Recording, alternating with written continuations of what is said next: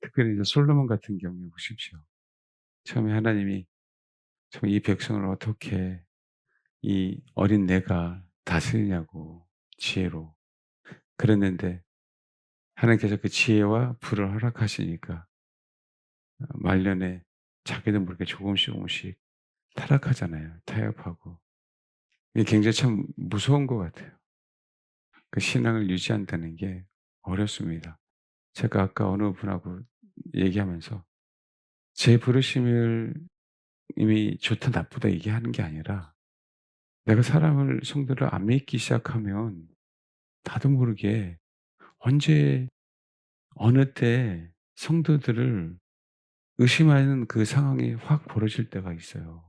사실 제가 그게 두려운 거예요. 그러면 목회를 진짜 사람을 그 영혼을 정말 하나님께 나에게 허락하시는 그 은사대로 변화시키려고 하는 게 너무 어려워지고 그냥 설교만 해야 되고 예배만 인도해야 되고 그런 상황이 분명히 또 벌어져요. 그러니까 이게 딜레마에 있다니까요. 그러니까 만약에 그냥 제가 편하게 목회했으면 성도가 좀 더 늘어났을 거고 아니면 그렇게 제가 씨름하지 않아도 되고 스트레스 안 받아도 될 텐데 또 영어를 생각하면 직접적으로 어떤 진짜 정말 코치를 받지 않으면 어려운 영혼들이 있잖아요. 그런 영혼들은 사실은 너무 죄송한데 우리 교회가 잘나서가 아니라 어디 가서 개인적으로 그렇게 특별히 막 그렇게 못하는 케어를 못하는 영혼들이 있어요. 할 수 없는 영혼들. 웬만한 영혼들은 우리 성도들은 다 그냥 좋으시니까 괜찮은데 좋은 사람 말고 특별히 손을 본다 그러면 이상한 얘기인데 그게 아니라 특별히 좀 우리가 뭐 집 안에서도 어떤 것이 고장 나는데 특별히 또 더 고장 나서 더 고쳐야 되고 더 수리해야 될 그런 어떤 제품도 있고 집안 또 뭐 화장실이든 변기든 뭐든 그런 부분들이 좀 있잖아요. 그러니까 그런 것들은 저는 모르면 괜찮은데 알면은 참 어려운 것 같아요. 옛날에 제가 부교육자에 있을 때 목사님이 그런 말씀을 하시더라고요. "아니 내가 설교했는데 안 들었단 말이야." 그런 얘기하는데 사실 안 들리잖아요. 그렇잖아요. 뭐 우리가 제가 설교한다고 제가 그렇게 막 어? 저 위대한 하나님의 사람이 되는 것도 아니고 또 설교한다고 그렇게 100% 살 수 있는 것도 아니고 여러분 설교 듣는다고 해서 그것이 다 들리는 것도 아니고 제가 아마 생각할 때 한 10% 남을걸요? 죄송합니다. 여러분 진짜 이게 설교가 1대1이 아니기 때문에 사실 성도들이 자기 기준에 맞춰서 들어요. 자기 기준에 그거는 어쩔 수 없어요. 제가 설교하는 것도 내 어떤 신앙관에 따라서 얘기하잖아요, 말하는 것도. 근데 듣는 것도 그래요. 그래서 특히 설교를 우리가 들을 때 왜 우리가 치유받아야 되냐면 사실은 그 제일 어려운 사람들이 어떤 사람이 어렵냐면 진실이 아닌 그 왜곡된 환경 속에서 자랐던 사람들. 그래서 진실을 접할 수 없었던 사람들.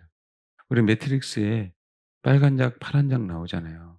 파란 약을 먹으면 그 세상에서 내가 이게 진실이 아닌데도 불구하고 거기에 그냥 살아야 되는 거고 그럼 거짓을 계속 들었다가 그 진실이 또 뭐야? 거짓으로 들리는 거지. 그러다 망칠 게 아니면은 빨간 약을 먹어서 인제 맞서야 되는 거예요. 이게 뭐가 힘드냐면 이제는 내 안에 거짓을 자꾸 듣다가 그 환경 속에서 예수라고 하는 진리가 내 안에 들어오면은요. 그때부터 피나는 전쟁이 시작이 되는 거예요. 이게 사실 우리 내적 치유, 혼의 치유라고 얘기할 때 이 싸움이 가장 중요한 싸움인데 이 싸움을 싸우기가 정말 어려워요. 내가 계속 거짓을 들어왔기 때문에 진리가 딱 오면. 예를 바리새인들은 봐요. 그들은 장로들의 유전과 전통이 뭐라고 알고 있었어요? 진리로 알고 있었거든요. 근데 실상은 뭐였어요? 거짓이었거든요. 또 한 가지 그거는 좋다 이거야. 내가 항상 어려운 환경 속에서 거짓된 얘기를 자꾸 듣잖아요. 어렸을 때부터 이제 이태리 가면은 가족들이 그 소매치기 하는 사람들이 많대요. 전 안 가 봐서 모르겠는데 가족들이. 근데 거기에 누구든지 사실 꼬맹이들도 있거든요. 가족이니까. 걔는 뭐겠어요? 먹고 살기 위해서 그게 진실로 받아들이는 거잖아요. 근데 그 사람이 예수를 믿어서 여러분이 쉬울까요? 우리 가끔 요즘에 문신하는 사람들이 굉장히 많아요. 근데 봐봐요. 문신하는 건 좋은데 이게 제대로 돌아가나요? 우리 살에 한번 문신하면? 100%안 돌아가죠? 그렇죠. 그만큼 어려운 거예요. 그만큼. 사도 바울이 정말 그렇게 강렬하게 예수를 만난다는 건 진짜 쉬운 게 아니에요. 그런 사람들이 사실은 드물어요. 그것도 하나님의 은혜니까. 완전히 획기적으로 변하잖아요. 근데 우리가 예를 들면 진리에 목마른 사람들은 그게 가능해요. 사도 바울은 진리를 위해서 싸운 사람의 자기 나름대로. 왜냐하면 유대교가 진리라고 배우기 때문에 거기에 타협하지 않고 진실해요. 여러분 지금도 진짜 운동권 하는 사람들은 정치에 입문 안 하잖아요. 진짜 운동권에 있던 사람들은 다 못 살아요, 여러분. 자기는 진실을 위해서 싸웠거든요. 자기가 알고 있는 진실. 근데 실제로 지금 정치인들, 운동권들 다 그 사람들 타협한 사람들이에요. 그죠? 자기들이 지금 기득권이 됐잖아요. 원래 운동권은 뭐 한 거예요? 기득권을 위해서 싸운 사람이거든요. 근데 본인이 기득권이 됐잖아요. 그건 타협한 거라고요. 자기가 생각하는 그 진실, 진리를 타협한 거예요. 근데 그거는 사도 바울은 타협했어요? 여러분 안 했어요. 사도 바울은 타협 안 했습니다. 아예 예수 믿는 자를 그냥 사로잡아 갖고 죽여버리고 그랬다고. 왜? 그게 진리인 걸 알았기 때문에. 그런 사람만 주님을 만나도 확 변화되지 그냥 어중이 떠중이는 변화되지 않습니다. 따라하세요. 옆 사람한테 보고. 사고 치려면 확실하게 쳐라. 아니 그런 자세를 갖고 자세하라는 얘기가 아니라 그래야 진짜 진실인다면 그러니까 그런 거 있잖아요. 정말 '아 나는 의로움이 너무 좋아.' 근데 속아서 깡패 속으로 들어간 사람들 있잖아요. 그런 사람들은 거기서 싸워서 나오거든요. 그렇지 않은 사람들은 다 먹고 살기 위해서 타협합니다. 지금 대부분 다 먹고 살기 위해서 타협하잖아요. 네. 그래서 우리 안에 거짓된 것들을 자꾸 듣다 보면은 그 진리가 내 안에 들어왔을 때 이 섞여서 이렇게 막 나옵니다. 그러니까 이걸 우리가 진짜 잘 이겨내야 되는데 근데 인제 제일 문제가 뭐냐면 듣는 것부터가 이렇게 잘못 들어요, 의도를. 그러니까 우리는 그거를 항상 생각해야 됩니다, 우리 혼에 대한 부분들. 그럼 성경은요, 하나님께서 항상 허용하시는 세계예요, 허용하시는. 사실 우리가 다루심은 끝이 없잖아요. 그 다루시는 과정 속에서 복이 있는 거지 다루심이 끝나야 복이 있는 게 아니에요. 저 또한 다루심이 있는 거고 이 과정 속에 하나님이 회복을 주시는 거고 또 다루심이 있는 거고 그렇잖아요. 그 다루심의 강도와 정도는 좀 다른 것뿐이지 인생 사는 동안 다루심이 없이는 우리는 진짜 교만해집니다. 근데 가만히 생각해 보세요. 아니 왜 솔로몬 너무 정말 진짜 정말 하나님 보시기에 너무 예쁘게 시작했잖아요. 하나님 보시기에 너무 정말 감사하게 시작했잖아요, 그 어린 것이.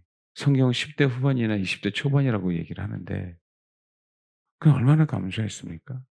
근데 왜 자꾸 조금씩 허용하게 하시죠? 제일 문제는 뭔지 아세요? 솔로몬에게 있어서? 제일 문제는 성전을 짓는 데서부터 있었어요. 또 자기 왕궁을 짓는 데부터 있었습니다. 그리고 태평성대를 유지해야 되기 때문에 그 태평성대 때문에 정치적으로 바뀌었어요. 이거 잘 들으세요. 뭐라고요?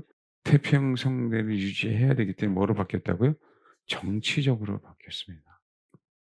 그러니까 처음에는 좋은 의도였었어요. 왜냐하면 아버지에게 물려준 이 나라, 하나님의 나라잖아요. 그치? 이 하나님의 나라가 태평성대가 있어야 되잖아요. 근데 그것을 나중에는 유지하려고 하는 부분들 때문에 타락했습니다. 참 무서운 거예요, 여러분. 이거 어느 하나를 편 들 수 있는 것도 아니고. 저도 부르심이 있는데 내 부르심 때로는 이걸 내가 유지하기 위해서 하려다 보니까 문제가 될 수도 있고, 유지를 또 안 하자니, 내 부르심 대로 안 가자니 또 성도들이 소위 얘기하는 모으는 곳이 계속 있는 상태로 예수를 믿게 되는 상황이 벌어질 수도 있잖아요. 진짜 정말, 정말 어렵습니다. 어려워요. 한 가지는 '편안하기 위해서 목회하면 안 된다.'라는 거예요.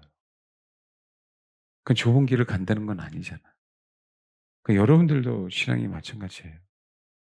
편안하게 듣고 편안하게 신앙생활하기위해서 우리가 신앙생활하는 건 아니다라는 것들은 정말 생각해야 돼요. 그래야 우리가 끝이 그나마 가능성이 있는 거지. 내가 편안한 삶을 살려고 한다라고 한다면 가능성은 없어요. 그래서 어렵습니다. 봐요. 베드로가 얼마나 예수님을 사랑했습니까? 12 제자 중에 베드로 외에는 진짜 사랑하지 않았나 봐요. 사랑하는 요한도 있다는데, 그럼 그 예수님을 품에만 안기를 원했지. 진짜 사랑은요, 어떤 면에서는 베드로예요. 왜냐하면 예수님이 십자가에 고난당하고 죽고 사흘 만에 부활할 거예요. 그 얘기를 말씀하셨을 때 베드로만 항변했거든요. 이거 여러분, 그게 어떤 의미냐면 그냥 "아이 예수님 그러시면 안 됩니다." 이게 아니에요. 사실은 의미는 성질을 버럭버럭 낸 거예요. 당신 죽으면 안 된다고. 근데 우리 가만히 한번 보세요. 베드로가 진짜 예수님을 사랑한 건지, 아니면 예수님이 살아 있어야 내가 출세하기 위해서 그런 건지. 여러분 어떤 게 맞는 것 같아요? 어떤 게 맞는 것 같아요? 진짜 예수님을 사랑해서 성질을 버럭버럭 내고 얘기한 거예요. "당신 그러면 안 된다." 그러니까 사탄을 물러가라고 할 정도면요, 예수님이. 그러니까 베드로는 그거를요, 사탄의 역사인지 몰랐어요. 예수님이 "사탄을 물러가라."라고 했기 때문에 그 생각이 사탄의 생각인 걸 아는 거거든요. 근데 그럼 뭐가 더 맞아요? 예를 들면 베드로가 진짜 예수님을 사랑해서 얘기한 거예요? 아니면 예수님이 있어야 내가 출세를 하니까 나 출세하기 위해서 그 얘기한 거예요, 성질을? 뭔 것 같아요, 여러분? 한번 얘기해 보세요. 내가 얘기하고 왜 얘기를 해? 여러분 섞였어요. 그게 우리 본성이에요, 여러분. 항상. 봐요. 에덴 동산에서, 와, 거기 죄가 없는 곳이잖아요. 근데 하나님은요, 죄가 들어오는 걸 허용하셨다니까요. 솔로몬이요, 처음에 그러지 않았잖아요. 근데 타락했잖아요. 우리 자아는 말 그대로 하늘나라 가기 전까지는 항상 섞여 있습니다. 그거를 진짜 분명하게 알고 우리가 신앙생활 하셔야 돼요. 그래서 우리가 의도와 상관없이 섞여 있기 때문에 의도와 상관없이 예수님 앞에 항변할 수도 있고요. 우리의 선한 의도로 예수님에게 사랑한다고 고백할 수 있고요. 왜요? 지금 현재 사도 요한의 예수님을 사랑한다는 그 고백도 예수님을 버리고 갔기 때문에 거짓말인 거죠. 베드로한테 보세요. 요한복음 20장에 주님이 "네가 진짜 나를 사랑하니?" 라고 얘기할 때 우리 100% 얘기할 수 있는 존재가 아니에요. 아가페로도 얘기할 수 없고 이건 더더욱 못하는 거고요. 우리 혼으로도 그렇게 얘기할 수 있는 존재가 아니에요. 왜냐하면 우리는 섞여 있기 때문에. 그래서 사도행전에 주님이 성령으로 말씀하시는 거예요. 섞여 있는 것을 해결할 수 있는 방법은 성령 외에는 없는 거예요. 봐요. 그러니까 아담과 하가 있을 때 성령이 계셨어요? 그건 아니잖아요, 그들 속에. 솔로몬 안에 성령이 있었어요? 그게 아니잖아요. 근데 다윗이 타락하지 않는 이유? 다윗, 아브라함, 이삭, 야곱, 요셉, 이 하나님의 이들은 성경에는 아브라함도 선지자라고 얘기하잖아요. 다윗도 선지자라고 얘기하잖아요. 이 선지자들 가운데 영이 있었어요, 없었어요? 있었어요. 근데 솔로몬은 선지자라고 얘기합니까? 잠언 3편을 얘기했어도 그러지 않아요. 지혜라고 얘기하지. 섞여 있는 존재예요, 우리는. 그래서 이 말했다가 저 말했다 그래요. 나한테 도움이 되는 사람한테는 좋은 말 했다가 나와 관계없이 편한 사람은 또 다른 말 했다가 이 말했다 저 말했다가 한다고. 그게 우리의 본성이라고. 이거를 여러분 인정해야 되지만 잘했다라고 얘기한 게 아니에요. 그래서 우리가 치료받아야 됩니다. 최대한 이런 요소들이 없어져야 돼요. 특별히 어렸을 때 환경 속에서 거짓을 들었다면, 엄마가 그렇게 부추겼다면, 예를 들면 요즘 시대에 그런 얘기하잖아요. 나는 이제 여자 사이가 와도 남자 그 며느리가 와도 괜찮아." 이런 사람들 있잖아요. 이 사람들이 이게 사상이 좋은 게 아니라 적어도 거짓이 진리를 둔갑하고 있는 사람들이 있거든요. 왜요? 그런 직업 속에 있는 사람들, 특히 연예인들 같은 경우. 최근에 김국 씨가 나 인제 정치에 관여 안 하겠다고 유튜브에서 그랬어요. 왜냐면 먹고 사는 게 너무 힘든 거예요. 연예인인데 누가 불러주지도 않아. 그리고 사실 우파보다 바닥에서 있었으면 우파에서 좀 불러줘야 되는데 얘네들은 그런 또 끈끈한 정이 없어. 좌파는 자기들끼리 끈끈한 정이 얼마나 많습니까? 이리 끌어들고 저리 끌어들고. 우파는 그게 없는 거야. 도와달라고 해서 도와줬는데 한 놈도 도와주는 놈들이 없는 거야. 국회의원이라고 하는 사람, 정치인이라고 하는 사람. 그러니까 그 연세 드시고 얼굴을 이렇게 부은 상태에서 공개적으로 유튜브를 찍을 때에는 도대체 어떤 심정이겠냐는 얘기예요. 본인은 얼마나 힘들었으면 그 얘기를 하셨는가. 그래서 우파라고 하는 부분들에 대해서는 자기는 진리를 가지고 싸웠잖아요. 근데 여러분, 그 진리 가지고 싸웠지만 결국 경제적인 문제 때문에 자기는 그것을 내려놓을 수밖에 없는 상황이 벌어지는 거예요. 제가 지금 어떤 얘기하는지 아세요? 여러분 마지막대로 동일할 거예요. 그냥 정치의 문제도 아니에요. 내가 알고 있는 정의의 문제도 아니에요, 여러분. 정의와 공의는 내 안에 성령님이 계시는 것이냐 계시지 않느냐의 문제에서부터 출발하지 않으면 안 돼요. 다 혼이니까. 하나님은요, 우리 혼 속에 그 어둠을 들어올 수 있도록 허용하시는 거라니까요. 왜요? 혼으로 안 된다는 걸 알게 하시려고. 선한 걸 들어오게 하시는 걸 허용하셔요. 그런데 내가 선한 행동을 했는데 문제가 커지는 상황이 벌어질 때도 있잖아요. 결국 뭘 원하시는 거예요? 성령님을 원하시는 거예요. 솔로몬도 결국은 성령님이 그렇게 하지 않으니까 결국 되돌릴 수 없는 그 상황까지 간 거죠. 솔로몬은 소위 얘기하는 우리가 얘기할 때 그렇게 지혜가 있었어도 말년이 그렇기 때문에 하늘나라에서 위대하다고 볼 수 없어요. 그냥 므낫세가 회개하면 그래요. 겨우 구원받을 수 있을 수 있겠지만 그 과거의 행적입니다. 그러니까 이게 굉장히 무섭다고 해요. 그럼 우리가 어떻게 해야 되느냐? 진짜 성령이 어떻게 우리 인생 가운데 오는지, 그 성령이 와야 우리가 어떻게 치유되는지 이걸 이제 조금씩 더 깊이 알아가야 돼요. 그래서 사도행전은 유독 우리가 성령 얘기할 때 방언하고 은사 그런 얘기를 하고 있잖아요. 그게 아니고 주님은 성령으로 말하셨다는 얘기는 예수님의 인격은 누구를 통해서 나타나기 시작한 거예요? 성령님을 통해서 나타나기 시작한 거예요. 그래서 앞뒤가 같아지기 시작합니다. 이 사람한테 이 말하고 저 사람한테 저 말하지 않아요. 근데 그 상황 속에서 우리는 분명히 여러분 인지해야 돼요.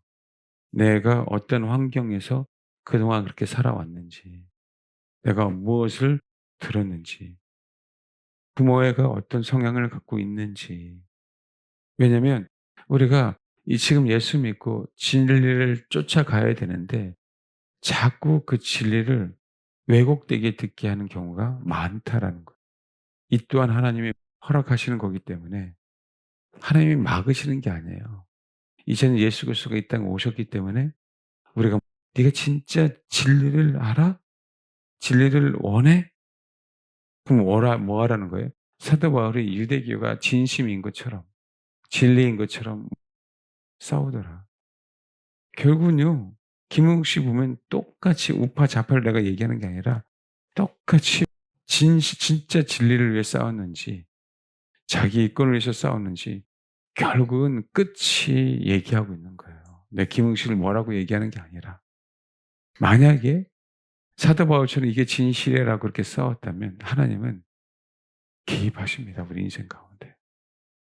그래서 정말 좋든 싫든 우리는 그게 중요한 게 아니라 과연 내가 내 성향이 좌라고 하는 성향도 우라고 하는 성향도 그게 중요한 게 아니라 진짜 진실을 원했는가? 여러분 옛날에 전 전태일이라고 그랬죠, 전태일.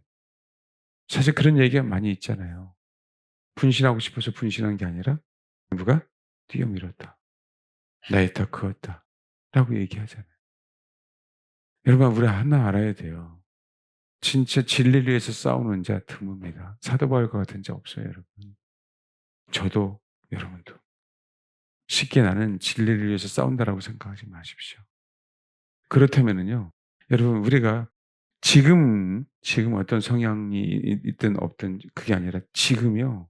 목숨 걸고 진리를 추구합니다. 자기가 배운 것, 자기가 가지고 있는 그 사상 쉽게 바꾸지 않아요. 쉽게 바꾸지 않기 때문에 사도 바울 같은 경우는 하나님이 그렇게 강력하게 개입하시는 거예요. 우리가 내년에 육체 치유 기도도 하기 시작한다 그러잖아요. 요거 쉽게 안 바뀝니다, 여러분. 제가 말씀드립니다. 내적 치유를 얘기하는 게 아니고 다른 걸 얘기하는 게 아니라 내가 과거에 어떤 얘기를 들었고 왔는가에 대한 부분이야. 특별히 거기에 많이 노출된 사람들은 아픔이 있잖아요, 더 많이. 그분들은 철저하게 앞과 뒤가 같은 말을 해야 하는 연습을 해야 돼요. 진실을 얘기하는 연습. 내가 잘못 알고 있다 할지라도 상대방에게 우리가 혹시라도 옮길 때 똑같은 얘기를 해야 돼요. 왔다 갔다 하면 안 됩니다. 제가 그렇게 거짓말을 하라는 게 아니라 그래야 진짜 내가 사실을 추구하고 진실을 추구하는 거예요. 기회주의자처럼 왔다 갔다 하지 말란 얘기예요. 성경 분명하게 뜨겁든지 차갑든지 하라. 어차피 우리 혼은 우리가 뭐 변화시킬 수 없어요. 변화시키는 건 하나님이라고. 하나님은 진리를 원하는 자를 찾는 거예요. 진리를. 영과 진리로 예비하는 자를 찾는 거예요.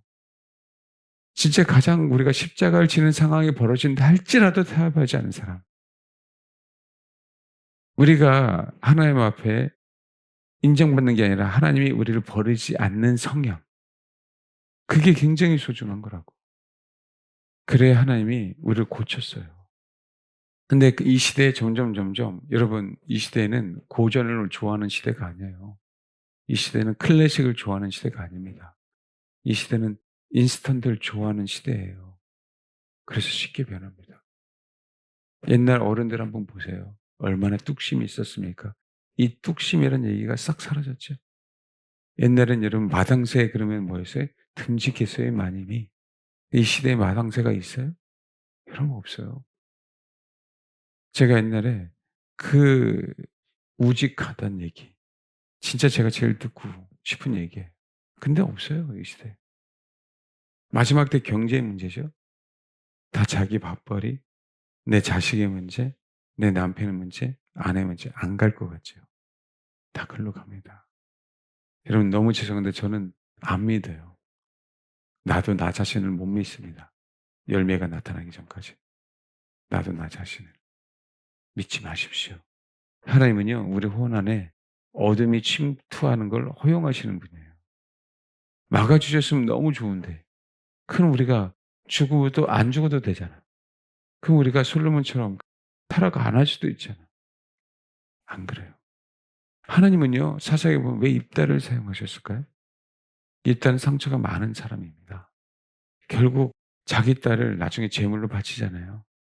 그 얘기가 굉장히 논란의 얘기가 많이 있죠. 저번에 옛날에 제가 해석을 해 주셨지만 논란을 가질 이유가 아니에요. 여러분 기생의 소생이에요. 근데 여러분 적어도요. 적자라고 하는 친구들보다 하나님을 향한 진리에 대한 목마름을 확고했어요. 하나님은 그 혼을 고쳐 주시는 거예요. 그 혼은. 기회주의자가 정말 되지 마십시오. 이리 갔다가 저리 갔다. 어차피 우리 혼은 우리가 변화시킬 수 없고 하나님이 사도 바울과 같은 그 신념 적어도 신념. 그게 정말 우리가 나중에 하나님을 배반하지 않는다는 거죠. 적어도. 그러니까 뭐 하는 거죠? 다른 사람들은 적이 되는 거예요. 그 적이 많아지는 거예요. 존 웨슬리가 그런 얘기 하잖아요. 진짜 내가 하나님과의 관계가 좋으면 내가 말을 타고 나갈 때 수많은 돌이 자기를 향해 날라오는데 내가 하나님에 대해서 관계가 소홀하면 날라오지 않더라. 그 왜? 진리에 대한 목마름이잖아요. 그 목마름이 있을 때 핍박이 오는 거예요. 진실을 추구하는 사람들은요. 진짜 외골수처럼 정말 어렵고 힘들게 사는 사람들이 있어요, 없어요? 여러분 있습니다. 특히 좌파 쪽에 그런 사람들이 있어요, 없어요? 있어요, 여러분. 하나님은 결국 그런 사람들은 사용하십니다. 우리 우파 안에서도요. 소위 얘기하는 그런 신념 있는 사람이 있어야 되는데 진짜 드물다는 거예요. 그래서 옛날에는 젊은 청년들이 그렇게 싫어한 거였었어요. 기득권 세력으로 자기들만 배만 불리는. 자기를 지지하는 사람들이 있는데 나 몰라라 하고 기회주의자가 돼서 그러니까 김웅 씨 같은 사람들을 자꾸 키우는 거지. 이용만 하고 말 그대로 자기가 힘들어도 도와줘야 될 거 아니야, 그렇게 도와줬으면. 안 그래? 이명박 대통령이 도와줘야 될 거 아니야. 박근혜 대통령이 도와줘야 될 거야. 왜? 그 캠프에서 도와달라고 그렇게 했으니까. 그 얘기는 뭐예요? 박근혜 대통령이든 이명박 대통령이든 자기를 위한 대통령이지 결국 자기를 지지해 주고 자기를 위해서 희생한 사람들에 대해서 결국 뭐 도와준 게 하나도 없다는 얘기죠. 옛날 노태우처럼. 옛날에 그랬다면서요, 장세동 씨가. 왜? 전두환 대통령은 뭐 하는 거예요? 자기 참모들은 확실하게 챙겼다는 거죠, 비자금. 노태우 대통령. 그게 없었다는 얘기죠. 그럼 뭐 차이예요, 여러분? 똑같아요. 인간은 다 똑같아. 똑같은데 우리가 하나님 앞에서 그 바른 자세에 대한 부분들.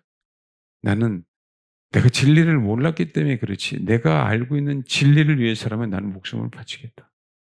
적어도 왜? 그전에 사도 바울은 다시 한번 얘기하지만 그게 진리인 줄 알았잖아. 그러니까 거기 목숨을 바쳤잖아. 근데 우리는 이제 진리가 예수인 줄 알아요, 몰라요? 알잖아요. 그러면은 두말하지 않고 거기에 목숨을 바쳐야 돼, 안 바쳐야 돼? 바쳐야 되는데 그 사람들이 예수를 믿는다고 하는데 소위 좋은 사상을 갖고 있다고 하는데 오히려 좌파를 갖고 있는 좌파의 사상을 갖고 있는 사람들보다 더 없더라 그런 사람들이. 그게 속상하다는 거죠, 그게. 이제 젊은이들 깨어난다고 하지만 교회 안에서도 마찬가지예요. 그게 저와 여러분이 돼야 되는 거예요. 어떤 면에서는 진짜 고집스럽다라고 생각할 수 있어요. 사도 바울이 얼마나 고집스럽습니까? 그 상황을 보면. 안 바꾸잖아요. 근데 예수를 믿고 나서 다른 거는 다 타협하더라도 오직 주님은 바꿔야 안 바꿔요? 그럼 안 바꾸잖아요. 이게 마지막 때 저와 여러분이 갖고 있지 않고는 마지막 때 못 살아남는다. 우리 청년들도 마찬가지. 누구에게 흔들리지 말아라. 하나님 저는 잘 모르겠는데요. 나는 진짜 하나님 잘 들으세요? 하나님 나는 진짜 하나님 진짜 진리를 원해요. 하나님. 그게 확고하면 된다. 아니 우리 혼은 부족하거든요. 우리 혼 안에 어둠이 들어오는 거 허용하시거든요. 막으시면 너무 좋겠는데 그는 창세 때부터도 그랬고 마지막 때도 그러실 거 아니야. 그렇다면 이제 우리가 정말 바꿔야지. 흔들리지 않게. 실수하더라도 똑같은 실수를 하더라도 이리 흔들리고 저리 흔들리고 그러면 안 되죠. 여러분 이거 뭔지 알겠습니까? 여러분을 위해서예요. 여러분 위해서. 정말 초지일간 뚝심을 가지고요. 여러분 정말 타협하지 마십시오. 근데 그거 아세요? 지금 이 얘기도 제가 여러분이 어떤 환경과 어떤 상황 속에서 어떤 진리를 들었느냐에 따라 깊이가 달라진다는 거 아세요? 새겨지는 정도가. 그렇다고 한다면 그래서 뭐 해야 되는 거예요? 그래서 하나님, 내가 어떤 얘기를 들었고 어떤 것을 배웠고 어떤 것을 봤고 이 상황 속에 그 모든 것들이 다 우리 내 안에 있잖아요. 내 안에 있기 때문에 하나님 이 부분을 분명히 내가 버리니까 나는 진짜 하나님 정말 진리만을 원하니까 내 안에 있는 이 싸움에서 승리하게 해달라고 정말 목숨 걸고 간구하셔야 돼요. 그래야 삽니다. 여러분 마태복음 3장 1절에 보면 그때 세례 요한이 이르러 유대 강야에서 전파해 말하되 회개하라 천국이 가까이 왔느냐 하였으니 성경에 이사야 선지자를 통하여 말씀하신 자라 일렀으되 광야에 외친 자의 소리가 있어 이르되 너는 주의 길을 준비하라 그가 오실 길을 곧게 하라. 이 요한은 낙타털 옷을 입고 허리에 가죽띠를 띠고 음식은 메뚜기와 석청이었더라. 여러분, 이 4절에 보면 요한의 성격이 나타납니다. 우리가 다 낙타털을 입고 허리에 가죽띠를 띠고 음식은 메뚜기와 석청을 먹으라는 얘기가 아니에요. 요한은 요한은 주님이 오시기 전까지는 이 자세를 유지하고 있었다는 얘기예요. 왜냐하면 뭐 해야 되니까. 강에 외치는 자의 소리가 있어. 광야에 있어야 돼 요한은. 그죠? 주의 길을 준비하라 그가 오실 길을 곧게 하라라고 외치는 자는 요한은 어디에 있어야 됐어요? 광야에 있어야 됐어요. 광야에 있어야 되기 때문에 누군 다 광야에 있으라는 얘기 아니에요. 네, 좋은 집에 사십시오. 요한은 낙타털옷을 입고 허리에 가죽띠를 띠고 음식은 메뚜기야 석청이었다. 지금 다른 사람하고 다른 삶을 살잖아요. 이미 이 행동이 뭐한 거예요, 여러분? 이 말씀을 이루기 위해서 요한은 이 길을 가는 거예요. 타협하지 않고. 세례 요한이잖아요. 근데 세례 요한은 어떤 면에서는 정말 개죽음이에요. 그거 관여하지 않았으면 안 죽었을 거 아니야, 헤로디아 사건을. 그냥 내비뒀으면 지가 헤롯이 동생 와이프랑 결혼하든 말든 그것도 배다른 동생이긴 하지만 그게 무슨 상관이냐고. 가만히 있으면 되는데 왜 뭐라 그래? 그거 죄 짓지 말라 그러고 결혼하지 말라 그래 갖고 헤로디아는 지금 현재 누가 필요한데? 헤롯이 필요한데 내가 왔냐면 화려하게 삶을 유지하려면 누가 필요한 거예요? 헤롯이 필요한 거잖아요. 근데 왜 그 여자의 심기를 건드렸어? 여러분 봐봐요. 이 광야에서 그렇게 외쳤던 분이 어떤 면에서는 개죽음이라니까. 그 얘기만 안 했어도 안 죽었잖아요. 근데 그게 개죽음일 것 같습니까? 뭐예요, 여러분? 끝까지 세례 요한은 자기 부르심을 여러분 유지했어요. 자기 신앙을 유지했다는 얘기하고 똑같아요. 솔로몬은 바뀌었잖아요. 수많은 사람들이 바뀌어 가잖아요. 세례 요한은요. 여러분 그러지 않았어요, 여러분. 그 얘기는 세례 요한이 신앙이 타락하지 않았음을 얘기하는 겁니다. 이게 너무 어려워요. 그거 얘기 안 했으면 더 수많은 사람들이 구원받을 수도 있잖아요. 그게 중요한 게 아니에요. 뭐가 더 중요하다고요? 예, 내 신앙을 변개시키지 않는 게 너무 중요합니다. 처음부터 끝까지. 마지막 때는 이런 사람들이 목배임을 당하는 거예요. 세례 요한처럼. 명확하잖아요, 세례 요한은. 나중에 여러분 우리가 거창하게 막 전도하다가 뭐 하다가 예배 드리다가 막 그러다가 숨겼으면 좋겠는데 그거 아닐 게 더 많을 거거든요. 그럴 수도 있어요. 여러분 밥 먹다가 끌려갈 수도 있어요. 제가 어떤 의미로 얘기하는지 아시겠죠? 예, 우리는 주님을 믿는다라고 한다고 한다면 진짜 진리를 추구하기에 정말 이 신념에 대한 부분들을 진짜 확고하고, 확고하고, 확고하게 잡아야 돼요. 환경과 상관없어요, 여러분. 누구처럼요? 세례 요한처럼. 세례 요한처럼. 영심하셔야 돼요. 거창한 것도 아니에요. 우리 안에 있는 속사람이 우리 혼과 더불어 주님을 향해서 확고해야 돼요. 그래서 하나님이 어떤 것을 허용하셔서 우리에게 어떠한 누룩이 침투한다 할지라도 그 누룩을 이겨내는 그 확고함.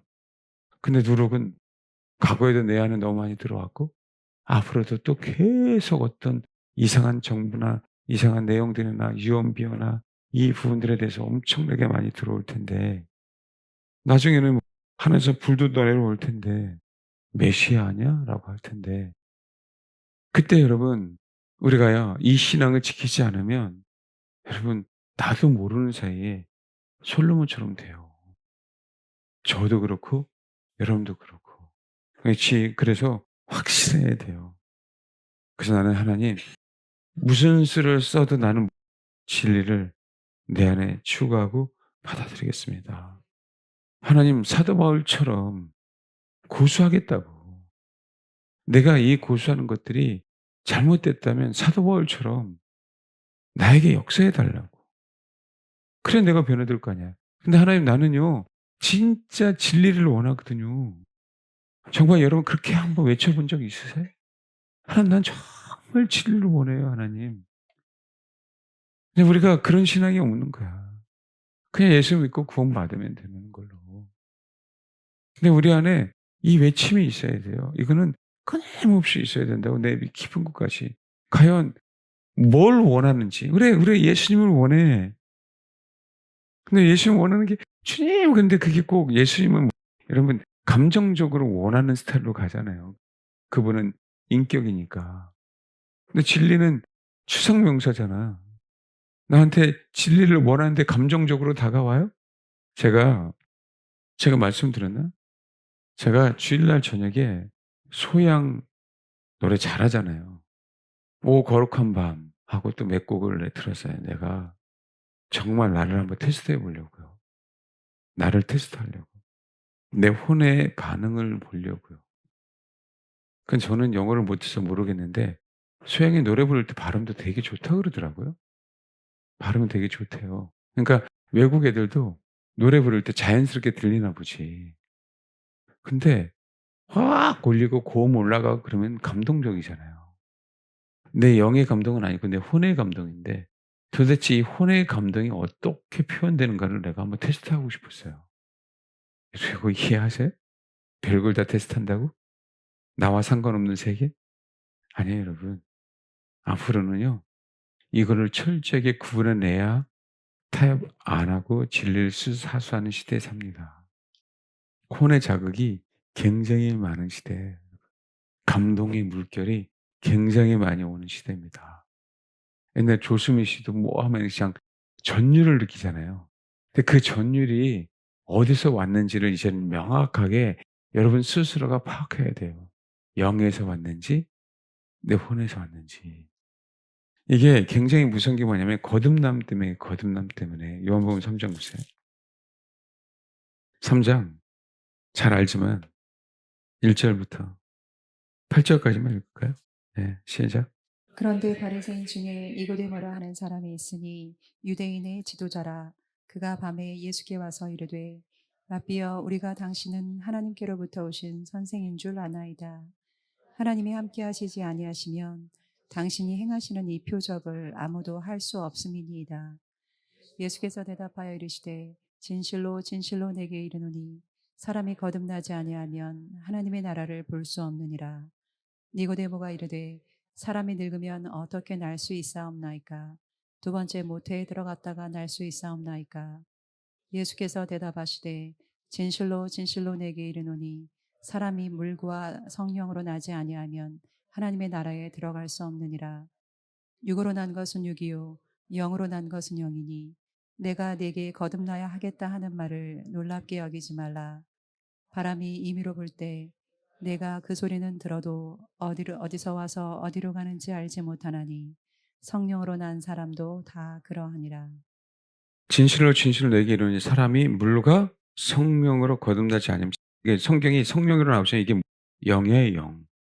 홀리 스피릿이 아니라 스피릿으로 나왔다고. 영. 물과 영으로 거듭나지 않으면 하나님의 나라에 들어갈 수 없다. 육으로 난 것은 육이에요. 영으로 난 것은 영이에요. 육과 얘기하고 영을 얘기하지 혼에 대한 얘기를 하고 있지 않아요.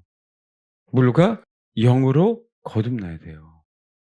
그러면 이것이 영에서 나왔는지 혼에서 나온지 구분이 돼야 되고, 혼이라고 할 때는 우리의 만족감은 있지만 없애버리는 연습이 돼야 되는 거예요. 우리의 느낌은 좋지만 없애버리는 연습이 돼야 된다고. 영에서만 나와야 돼요. 영에서만. 이거를 얼마나 구분해낼 수 있을까요? 이 감동의 물결을. 수많은 사람들이 모이면 첫 번째 혼이 모이는 거예요. 근데 이 혼 안에 귀신의 역사가 크냐 성령의 역사가 크냐 요 차이라고. 근데 영과 우리 안에 있는 그 영의 역사, 성령의 역사, 귀신의 역사를 제외한 혼의 역사가 있어요, 여러분. 그래서 그것도요, 선이라고 표현하는 거예요, 그거를. 귀신도 아니고 성령도 아닌 그 혼. 그게 제일 구분해내기 어렵죠. 근데 여러분, 그 혼 안에는 감동이 있습니다. 귀신의 역사가 있을 때 뭔가 불편해하죠. 우리가 그거 알 수 있죠. 성령의 역사할 때 뭔가 좀 감격이 있죠. 우리가 알 수 있죠. 근데 여러분 순수하게 혼의 역사가 일어날 때 그 선한 것들이 일어날 때 거기도 감동이 있는데요. 어둠을 캐치를 못해요. 어둠이 있다고 표현하는 게 아니라 거의 없으니까 많은 사람이 캐치가 안 되는 거예요. 그럼 뭐가 되냐면 혼의 역사가 영의 역사로 둔갑하고 그렇게 나타나는 걸로 사람들은 오해하고 있는 거죠. 앞으로 제일 많이 할 거래요, 이 얘기를. 앞으로. 그래야 미혹하니까. 제가 얘기했잖아요. 경배할 때 그냥 그거는요. 마지막에 마지막 때를 얘기하는 거예요. 마지막에 마지막 때. 우리가 목뱀을 당한다는 얘기는.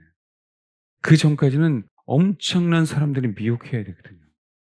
뭐로만 거듭나야 된다? 혼의 거듭남에 대한 얘기 아니에요. 믿음의 결국 혼의 구원을 받아야 되는 것이 성경은 뭐에 대한 얘기를 하고 있어요? 영의 거듭남에 대한 얘기를 하고 있어요. 신기하죠? 우리 영이 거듭났다는 얘기는 누가 계셔야 된다는 얘기예요? 성령님이 계셔야 된다는 얘기예요. 그러니까 이 얘기하잖아요. 통렬하게 3장 8 절. 바람이 임의로 불매 내가 그 소리는 들어도 어디서 와서 어디로 가는지 알지 못하나니 성령으로 난 사람도 얘기는 영으로 난 사람도 다 그러하니라. 내가 그 소리는 들어도 어디서 와서 어디로 가는지 알지 못해요. 소리는 들어요. 근데 봐요. 이 소리는 들어서요. 그래서 들어야 되는 듣는 사람들은 거듭난 건데 어디서 왔는지 어디로 가는지 몰라요. 소리가 들어왔으니까. 근데 오순절에는 이 소리가 그 안에 그 공간 안에 가득 찼어요. 어디 안 가고. 그러니까 그 안에는 뭐가 있는 거죠? 소위 얘기하는 혼도 아니고 육도 아니고 성령님이 그 사람의 영을 확실하게 다 지배하고 있었다는 거죠. 그걸 갖다가 성령의 충만을 받고 그러니까 그 이후부터 어느 누구도 배도하지 않고 120문들은 그전에는 배도의 물결이었었잖아요. 어느 누구도 배도하지 않고 사도행전을 살아가. 그들은 진리만을 외치고 사도행전을 살아간다고. 그런 의미에서 우리가 우리 영 안에 성령님이 들어오시는 게 너무 중요한데 근데 우리 혼이 왔다 갔다 왔다 갔다 해. 이 말하고 저 말하고 안 들어와요. 그렇게 되면 뭐가 되냐면 혼으로 성령님을 구분하게 됩니다. 혼으로 성령님을 구분하게 되니까 감동이 오는 건 다 뭐로 받아들여요? 예, 성령의 역사로. 그래서 제가 그 연습을 정말 해본 거예요. 내 혼의 감동이 도대체 어떻게까지 감동이 펼쳐지나. 그래서 여러분 영은요. 혼의 감동으로 뭐 나타나지 않을 때도 굉장히 많이 있습니다. 감동이 없을 때도 많아요, 여러분. 감동이 있는 게 성령의 역사가 아닐 경우가 굉장히 많아요. 아, 그렇구나. 진리의 영이 우리 안에 있으면 예수를 증언하죠. 진리는 감동이 없어요. 근데 진리는 어디에서 나오는 거예요? 영에서 나옵니다. 이거 어떻게 구분해 갈 거예요, 나중에. 그래서 어떤 것을 감동받기 이전에 정말 내가 확고하게 진리를 원하는가 원하지 않는가 이 뿌리가 아주 뿌리 깊게 내려가야 돼요. 그러니까 목숨 걸고 하나님 내가 정말 진리를 추구한다고 지금 목숨 걸고 기도해야 그렇게 토해내져 놔야 돼요. 토해져야 돼요. 그렇게 토해져야 됩니다. 그래야 뭘 구분하냐면 제가 그전에도 한번 얘기했지만 마태복음 봐봐요. 명확하게 이걸 구분해야 됩니다. 봐요. 예수께서 3장 16절 예수께서 세례를 받으시고 물에서 올라오실 때 그전에 말씀드렸어요. 하늘이 열렸어요. 이 하늘이 단수라 그랬어요? 복수라 그랬어요? 적어 놓으신 분 복수라 그랬죠? 하늘이 복수라는 얘기는 어디예요? 보좌예요? 우리가 보이지 않는 하늘 얘기하는 거예요? 보이는 하늘과 보이지 않는 하늘을 얘기하는 거죠. 2층의 하늘. 그쵸? 열리고 하나님의 성령이 비둘같이 내려 자기 위에 임하심을 보시더니 마태복음의 저자는 마태는 뭐라고 한 거예요? 예수님은 뭘 봤다는 거예요? 하늘이 열리고 하나님의 성비가 자기 임하심을 예수는 봤다. 근데 어디가 열렸다고 본 거 있었어요? 복수의 하늘이 열렸다고 봤어요. 그럼 이 얘기는 명확하게 예수님은 근원이 성령의 근원이 성령께서 복수 하늘에서 내려오신다 그 얘기가 아니에요, 여러분.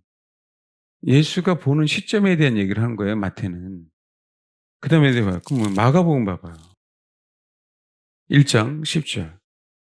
곧 물에서 올라오실새 하늘이 갈라짐과 성령의 비둘기가 자기에게 내려오심을 보시는 또 봤죠. 여기 하늘이 뭐라 그랬어요, 여기도? 예, 복수예요, 복수. 마가도요. 그죠? 예수님이 뭘 봤다고 얘기한 거예요? 복수의 하늘이 갈라짐과 성령이 비둘기가 자기 내려오심을 보았다고 얘기하는 거예요. 그러면요. 이게 지금 제 마태 마가만 보면 예수님은 뭐만 보신 걸로 생각해요? 하늘에서 내려오는 우리가 소위 2층 천의 하늘에서 내려오는 성령님을 보았다고 얘기하는 거잖아요. 그죠? 근데 그게 아니라니까. 말씀드렸잖아요. 누가복음 봐봐요. 3장 21절. 백성이 다 세례를 받을새 예수도 세례를 받으시 기도하실 때 이거 하나가 더 첨가됐어요. 누가는 기도하실 때 하늘이 열리며라고 얘기했었잖아요. 이 하늘이 어디야? 그리고 22절 성령이 비둘기 같은 형체로 그 위에 강림하시더니 하늘로부터 소리가 나기를 너는 내 사랑하는 아들아 내가 너를 기뻐하노라라고 얘기했죠. 여기서 말하는 하늘은 뭐라 그랬어요? 그럼 단수예요. 단수는 하나님의 보좌를 얘기한다고요. 보좌의 하늘. 유리바다 위에 계시록을 말하면 계시록에 유리바다가 있거든요. 유리바다 위에 보좌를 얘기하고 있단 말이에요. 꼭 유리바다는 궁창처럼 이렇게 펼쳐져 있거든요. 꼭 궁창처럼. 우리가 궁창 위의 물과 궁창 아래의 물이 있잖아요. 궁창에 펴져 갖고 거기서 쏟아진 거잖아요. 그 궁창 위를 얘기하는 거예요. 그러면 누가는 뭘 본 거예요? 누가는 예수님이 뭐 어디서 보셨다는 걸 얘기하고 있어요? 하늘 보좌에서부터 누가 내려오시는 거예요? 당연히 성령님 하늘 보좌에서 내려오죠. 그러면 지금 복수 안에서 내려온 것을 본 마태나 마가는 틀렸어요? 아니에요, 여러분. 예수님이 보는 시점에 대한 얘기를 하는 거라고. 요한복음도 마찬가지잖아요. 요한복음도. 어느 사람이 이게 뭐가 중요하냐라고 얘기하는데 그게 아니고 이제 한번 들어보시면 됩니다. 요한복음 1장. 이 요한복음 좀 더 구체적이에요. 봐요. 요한은 31절. 나도 그를 알지 못하였으나 내게 와서 물로 세례를 베푸는 것은 그를 이스라엘에게 나타내라 함이라. 요한이 또 증언하여 이르되 내가 보매 성령이 비둘기같이 하늘에서부터 내려와서 그에 머물렀더라. 나도 그를 알지 못하였으나 나를 보내어 물로 세례를 베푸라 하신 그이가 나에게 말씀하시되 성령이 내려서 누구 위에 머무는 것을 보거든 그가 곧 성령으로 세례를 베푸는지 알라 하셨기에 내가 보고 그가 하나님의 아들이심을 증언하였노라라고 얘기했잖아요. 그렇죠? 성령이. 근데 봐요. 여기 뭐라 그랬어요? 32절. 요한이 또 증언하여 이르되 내가 봄에 성령이 비둘기같이 어디서부터 내려와서 그 위에 머물렀다고요? 하늘에서부터 내려왔어요. 여긴 누가 본 거예요? 여긴 요한이 봤어요. 요한이. 지금 제가 어떤 의미로 얘기하는지 아세요? 우리 혼이요. 명확하게 구분해내야 돼요. 앞으로는. 정말 우리가 예배도 마찬가지인 거고 그걸 예민하라고 얘기하는 게 아니라 진짜 진리를 추구해서 앞뒤가 똑같아야 돼, 진리는. 앞에 사람만 뒤에 사람만 똑같아야 돼. 왜냐면 이게 뱉어버리면 거짓이 될 수도 있잖아요. 거짓을 한다 하더라 똑같이 해버려야 그래야 그래도 내가 그래도 적어도 뭘 추구하는 사람이에요? 그래도 진리를 추구하는 사람입니다. 옆 사람 한번 얘기해 봐요. 야, 거짓말 하더라도 똑같은 말로 거짓말해. 하란 얘기가 아니라 어떤 의미인지 아시겠어요? 우리는 나중에 아셔야 돼요. 이게 영에서 나왔는지. 이건 나 자신도 알아야 돼요. 그게 그렇게 막 연구해 가면 이게 로열에서 걸려요. 그렇게 알 수 있는 건 아니지만 명확하게 알 수 있는 방법은 딱 하나예요. 확고하게 뭘 하면? 진리를. 아, 그래서 사도 바울은 아는 거예요. 왜 사도 바울이 자꾸 자기 자신을 처복종했는지 아세요? 그래, 유대교의 그 사상이 내가 진리라고 했던 그 사상은 내 혼을 뛰어넘을 수 없었구나. 나의 지식을 뛰어넘을 수 없었구나. 내 사상을 뛰어넘을 수가 없었구나. 왜? 내가 배운 대로만 할 수밖에 없었구나. 그래서 망친 거구나. 이게 진리가 아니었구나.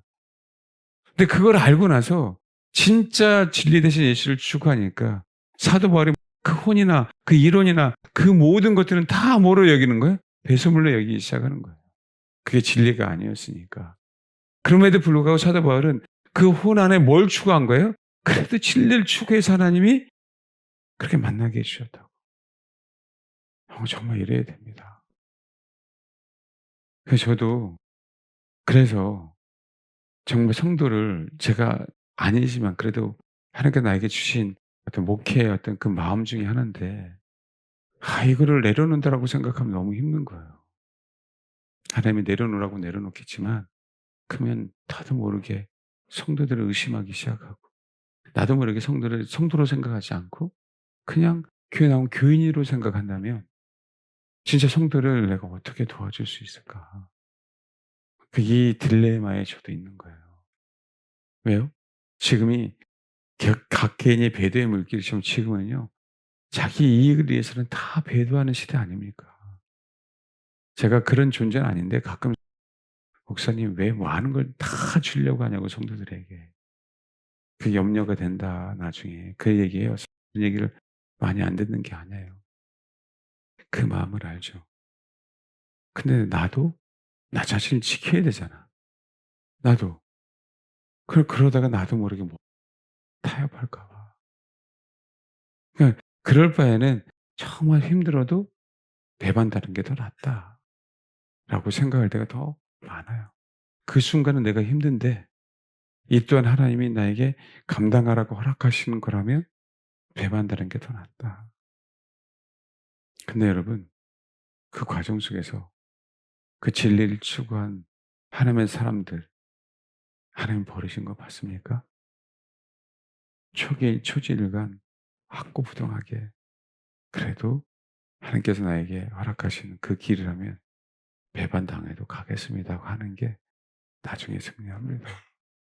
하나님 그 모든 것들을 다 보상해 주세요. 내년에는 저에겐 특별하지 않은 한 정말 선교사님도 정말 좋은 선교사가 아닌 이상 저희는 내년에는 내시를 할 겁니다. 근데 여러분 그거 아세요? 여러분 다 모르지만 어느 성도는 정말 교회를 위해서 그것이 세련되지 않았다 할지라도, 그것이 미숙하다 할지라도요, 성도를 위해서 헌신한 사람들이 있어요. 근데 여러분은 다 모르잖아요. 저는 알잖아요.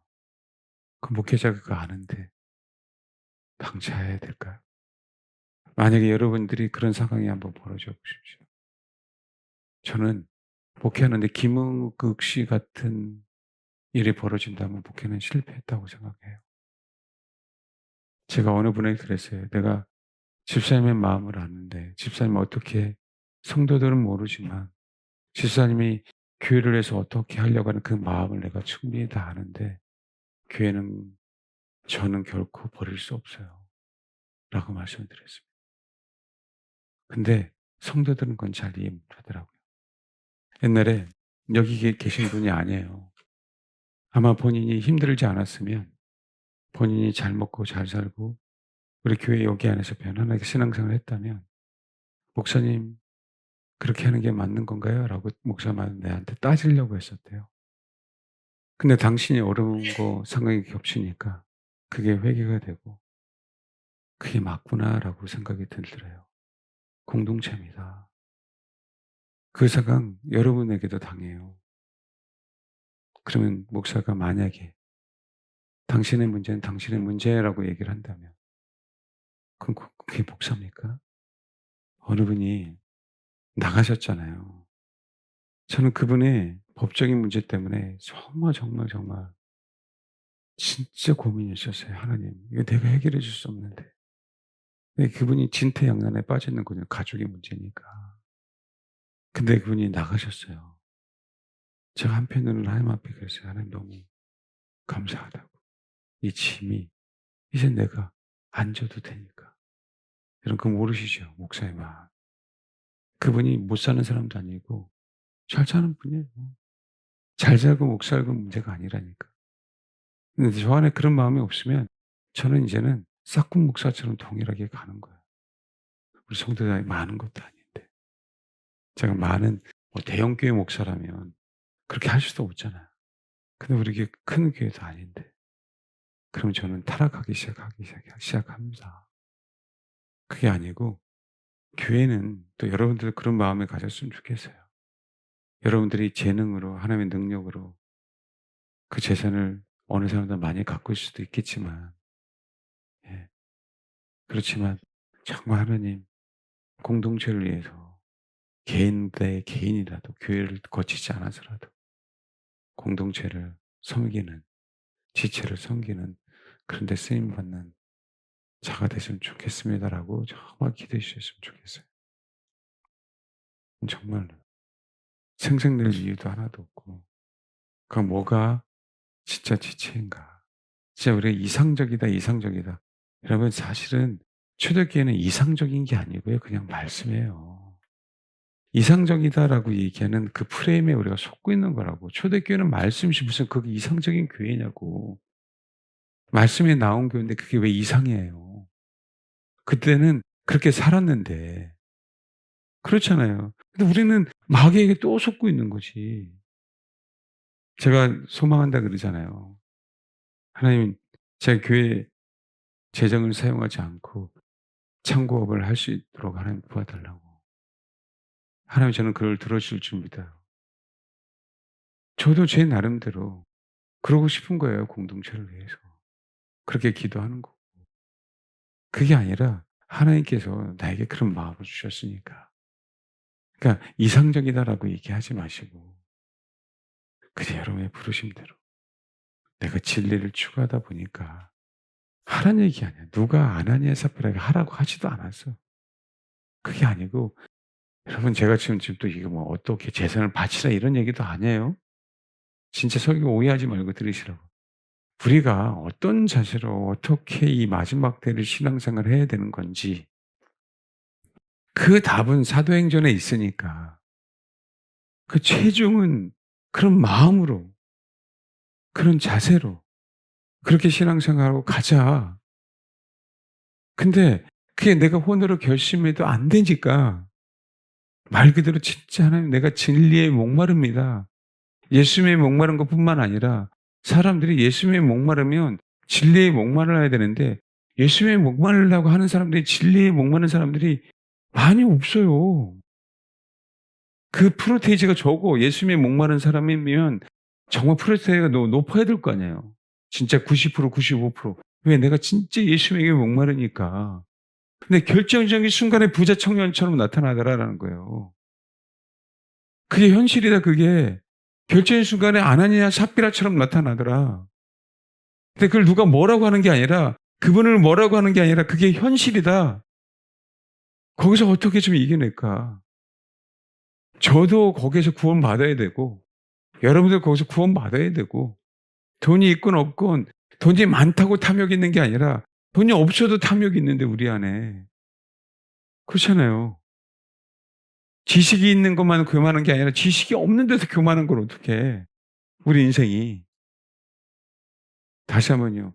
초대교회라고 하는 초대교회니까 그런 거야 라고 하는 그 프레임에 속지 마세요. 알겠죠? 마귀가 해놓은 거잖아요, 마귀가. 남이 안 하더라도 그건 신경 쓰지 말아라.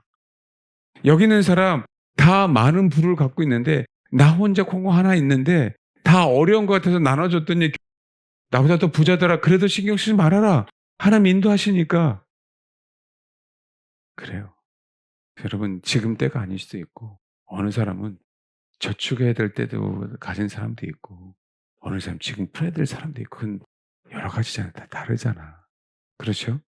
다르지만 제가 얘기하는 건 재정을 써라.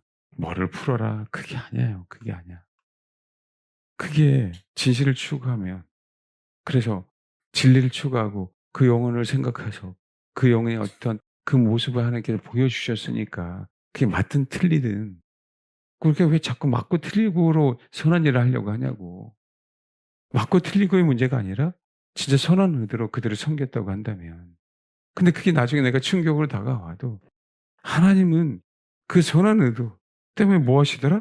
보상하시더라 우리 인생을. 돈이 많은 사람은요. 많은 걸 내야 됩니다. 그러니까 그 헌금했다고 생색낼 이유 하나도 없어요.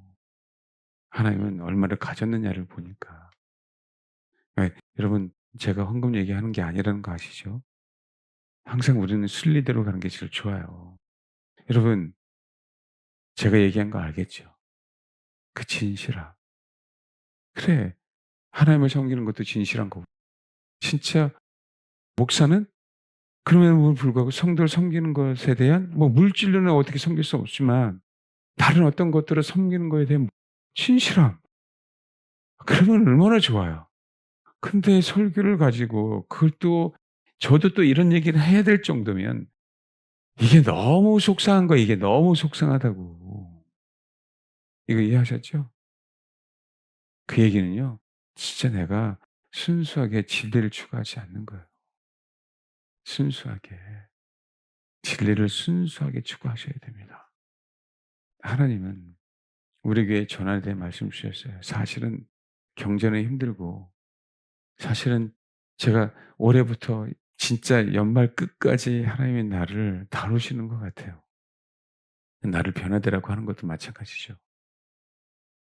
근데 이 과정, 힘든 그 과정 속에서도 하나님은 뭔가 전환에 대한, 뭔가 회복에 대한 메시지를 자꾸 주시니까 난 안 할 수가 없는 거예요.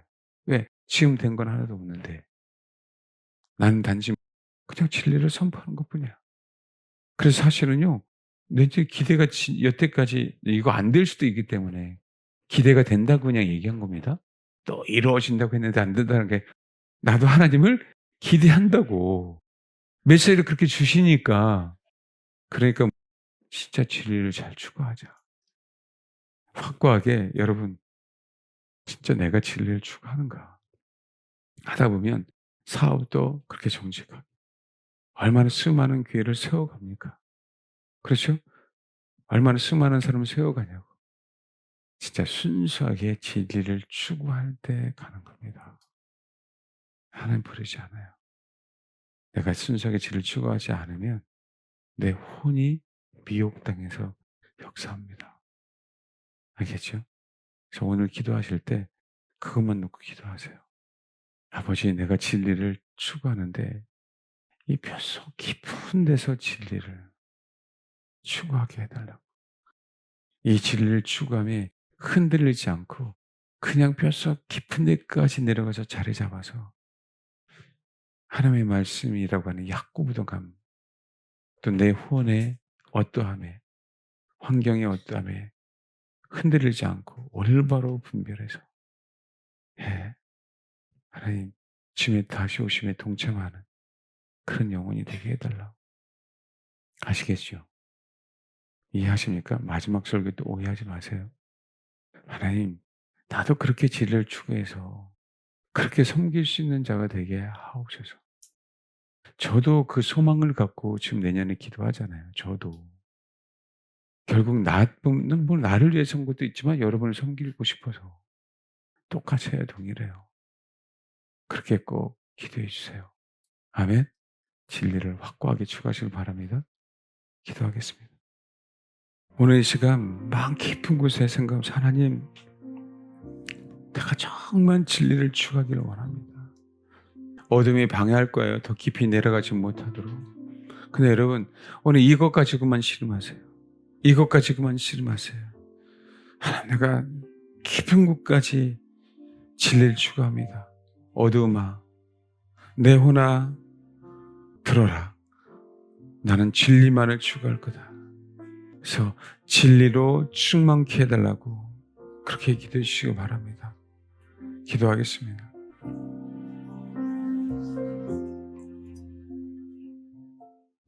또 내일 뵈야 되니까 지금 맞춰야 될 것 같습니다. 기도하겠습니다. 하나님, 내 안에 정말 주님을 원하고 진리를 원하는지 보기를 원합니다. 다른 사람들을 판단하고 비판하는 게 아니라 내 자신을 올바로 분별하게 하시고 그 내 안에 정말 흔들리지 않는, 배반하지 않는 하나님의 말씀이라고 하는 그 진리, 그 주님, 확고부동하게 자리 잡고 있어서 주를 위해 정말 십자가를 질 수 있는지, 그 좁은 길을 갈 수 있는지 늘 우리 자신을 점검하게 하옵소서. 아버지, 우리 안에는 거짓이 가득합니다. 거짓의 아비가 이 세상에 거짓으로 채웠기에 우리가 이 세상에 살면서 좋든 싫든 거짓의 영향을 받아 우리 안에 거짓이 너무나도 많이 있습니다. 하나님, 진리로 이 거짓을 밀어내게 하옵소서.